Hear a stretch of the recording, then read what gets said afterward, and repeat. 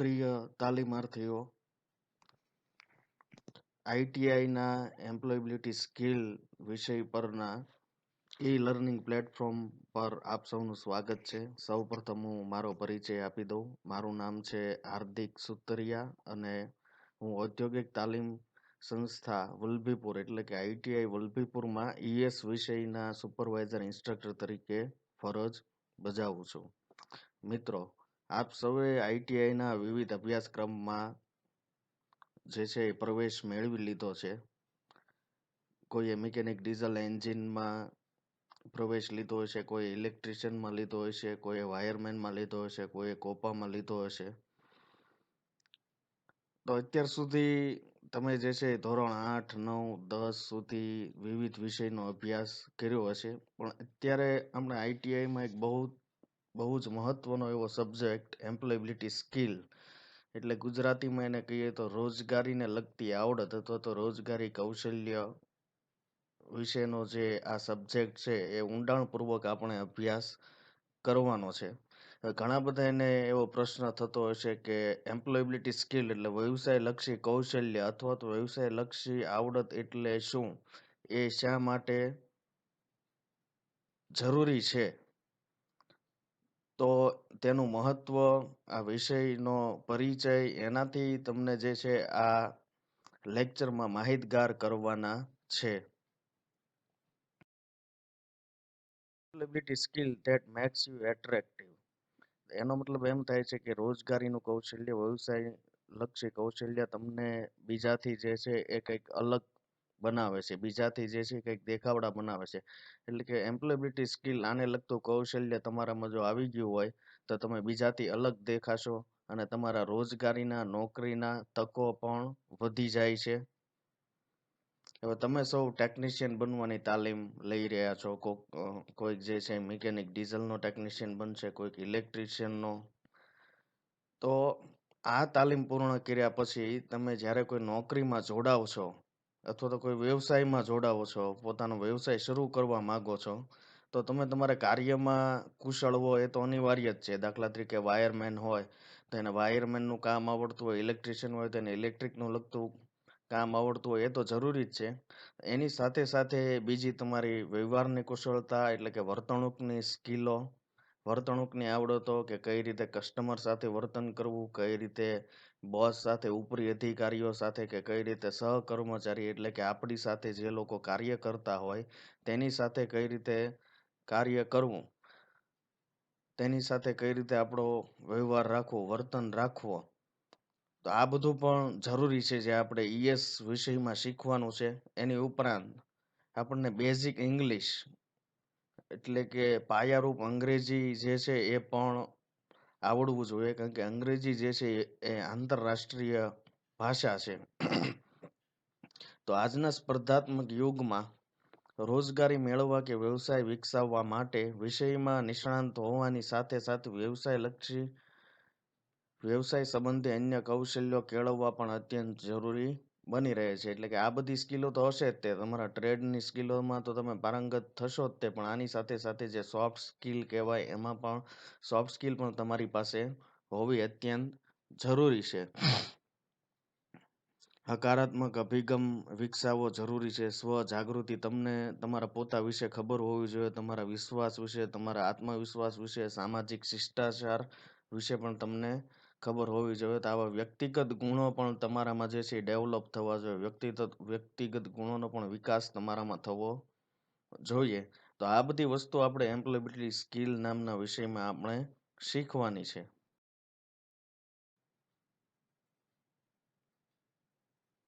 Orientation two employability skill એટલે employability સ્કિલથી આપણે માહિતગાર થઈએ. તો એમ્પ્લોયબિલિટી સ્કિલ એટલે શું? તો એમ્પ્લોયબિલિટી સ્કિલ જે છે એ બે વર્ડથી બનેલો છે, એમ્પ્લોય પ્લસ એબિલિટી. એમ્પ્લોય એટલે કે રોજગાર ને એબિલિટી એટલે ક્ષમતા. તો રોજગાર કરવાની ક્ષમતા એટલે employability skill is equal to employ plus ability એટલે કે રોજગારી કરવાની ક્ષમતા, રોજગારી કરવાની આવડત, એવો સરળ અર્થ આપણે કરી શકીએ. The ability to be employed is ability એટલે કે રોજગાર મેળવવાની કે વ્યવસાય કરવાની ક્ષમતા એટલે employability. Employability skill includes all the skill that can help a trainee and trainee can succeed in any job. એટલે એમ્પ્લોયબિલિટી સ્કિલમાં બધી કુશળતાઓ બધી આવડતો સામેલ કરવામાં આવે છે કે જેના લીધે તાલીમાર્થી કે કોઈ પણ વ્યક્તિને નોકરીમાં સફળ થવામાં કે વ્યવસાયમાં સફળ થવામાં મદદ કરી શકે.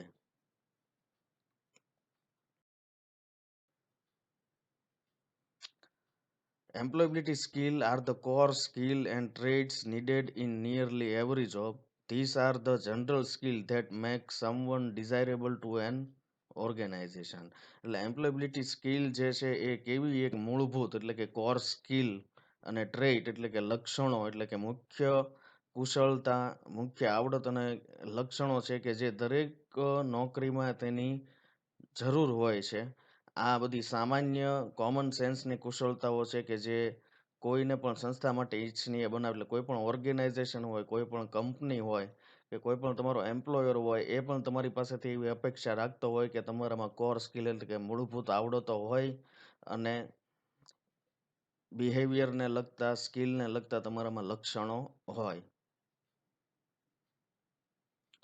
Employability skill include the soft skill that allow you to work well with others, apply knowledge to solve problem and to fit into any work environment. They also include the professional skills that enable you to be successful in the workplace. એટલે રોજગારની કુશળતામાં employability સ્કિલમાં soft skill પણ સામેલ હોય છે એટલે કે કઈ રીતે આપણે કોમ્યુનિકેટ કરવું, વાતચીત કઈ રીતે કરવી, લિસનિંગ કઈ રીતે કરવું, બીજા લોકો સાથે કઈ રીતે વર્તવું, અન્ય લોકો સાથે કઈ રીતે કાર્ય કરવું, સમસ્યાઓ હલ કરવા એટલે પ્રોબ્લેમ સોલ્વિંગ માટે તમારામાં જે નોલેજ છે એ કઈ રીતે લાગુ કરવું અને વર્કપ્લેસ એન્વાયરમેન્ટમાં ફિટ થવું. તેમાં વ્યવસાયિક કુશળતાઓ પણ સામેલ છે એટલે કે પ્રોફેશનલ સ્કિલ પણ સામેલ છે જે તમને કાર્યસ્થળમાં સફળ થવા માટે સક્ષમ કરે.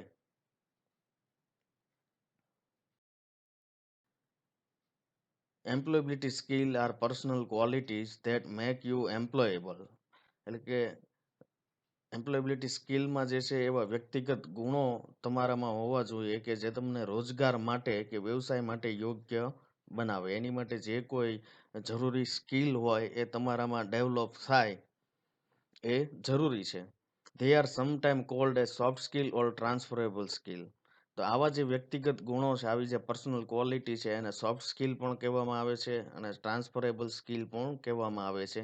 એટલે કે જે તમારામાં ન હોય તો એવી સ્કિલને તમારામાં ટ્રાન્સફર કરીને તમે એમાં કુશળતા પણ પામી શકો. એટલે કે તમે આવી બધી સ્કિલો જે છે એ તમે તમારી પોતાની રીતે ડેવલપ કરી શકો છો. હવે employability skill are separate from your technical knowledge and work experience and can be applied to almost any job or in any industry. Employability skill જે છે એ તમારા ટેકનિકલ નોલેજથી અલગ છે, તમારા વર્ક એક્સપિરિયન્સથી અલગ છે.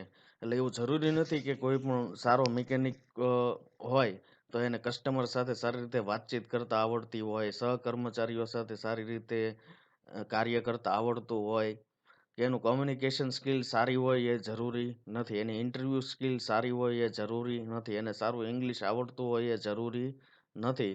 એટલે કે તમારું જે ટેકનિકલ નોલેજ છે કે તમે જે કોઈ ક્ષેત્રમાં ટેકનિકલ નોલેજ મેળવવાના હોય, એ ઇલેક્ટ્રિશિયનનું ક્ષેત્ર હોય, કેમિકલનું ક્ષેત્ર હોય, મિકેનિકનું ક્ષેત્ર હોય કે બીજું અન્ય કોઈ પણ કોમ્પ્યુટરનું ક્ષેત્ર હોય, તો કોમ્પ્યુટર આવડતું હોય તો આ બધી સ્કિલો તમને આવડી જ જાય એવું જરૂરી નથી.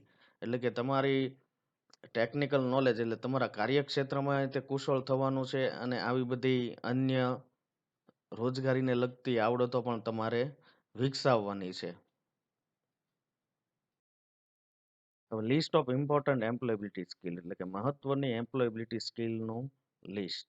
તેમાં સૌથી પહેલું છે બિહેવિયરલ સ્કિલ એટલે કે વર્તણૂક કુશળતા.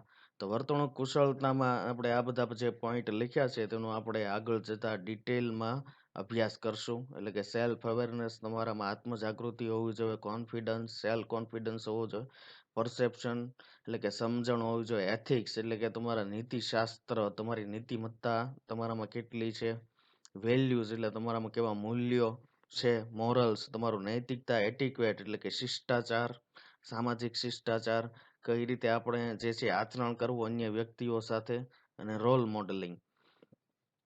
તો આ બધી સ્કિલનો સમાવેશ જે છે એ વર્તણૂક સ્કિલમાં આપણે જોઈશું. આપણું મોડ્યુલ 1 જે છે બિહેવિયરલ સ્કિલ છે.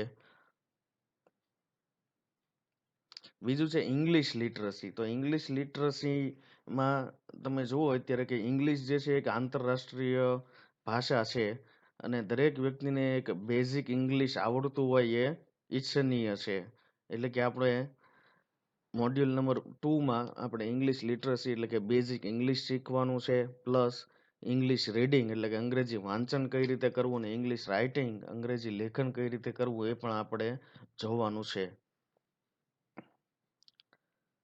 પછીનો આપણો મોડ્યુલ નંબર 3 છે કોમ્યુનિકેશન સ્કિલ એટલે કે સંદેશા વ્યવહાર કૌશલ્ય. તો સંદેશા વ્યવહાર કૌશલ્ય, કોમ્યુનિકેશન સ્કિલ જે છે એ પણ આજના જમાનામાં ખૂબ જ જરૂરી છે. કારણ કે કોમ્યુનિકેશન સ્કિલમાં અન્ય વ્યક્તિઓ સાથે, સોસાયટીના કે કંપનીના જુદા જુદા ગ્રાહકો, વ્યક્તિઓ, કે આપણા સહકર્મચારીઓ હોય, આપણા ઉપરી કર્મચારીઓ હોય, તેની સાથે કઈ રીતે અસરકારક રીતે વાતચીત કરવી એનો સમાવેશ થાય છે. સામાન્ય રીતે કોમ્યુનિકેશન સ્કિલમાં સેલ્ફ ઇન્ટ્રોડક્શન એટલે કે સ્વપરિચય, આપણો પોતાનો પરિચય કઈ રીતે કરવો, ઇન્ટરવ્યૂ સ્કિલ એટલે કે ઇન્ટરવ્યૂ કઈ રીતે ફેસ કરવો, ઇન્ટરવ્યૂનો સામનો કઈ રીતે કરવો, ટાઈમ મેનેજમેન્ટ, સમયનું વ્યવસ્થાપન કઈ રીતે કરવું, પ્લાનિંગ સ્કિલ, અને બીજી અન્ય કોમ્યુનિકેશન સ્કિલ જેવી કે લિસનિંગ સ્કિલ, કઈ રીતે સાંભળવું, એ બધા વગેરેનો સમાવેશ થાય છે. એ પણ આપણે મોડ્યુલ 3માં વિગતવાર એની ચર્ચા કરીશું. હવે આપણો મોડ્યુલ નંબર 4 છે આઈટી લિટરસી.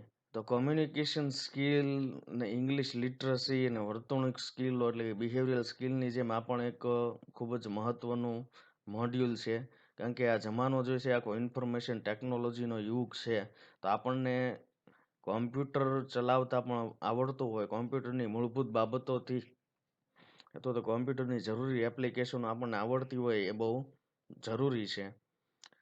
તો આમાં આપણે વિગતવાર અભ્યાસ કરીશું આગળ જતા. એ ચેપ્ટરના નામ છે કોમ્પ્યુટરની મૂળભૂત બાબતો, operating system, MS office, internet, email અને મોબાઈલ એપ્લિકેશન કઈ રીતે વાપરવી, પ્લસ ડિજિટલ લિટરસીમાં આપણે શીખશું કે કઈ રીતે ઓનલાઈન વ્યવહારો કરવા અને એનું શું મહત્વ છે. આ બધી વસ્તુનું આપણે આગળ જતા વિગતવાર ચર્ચા કરીશું. તો મિત્રો આજનું આપણું આ સેશન જે છે અહીંયા સમાપ્ત કરીએ છીએ.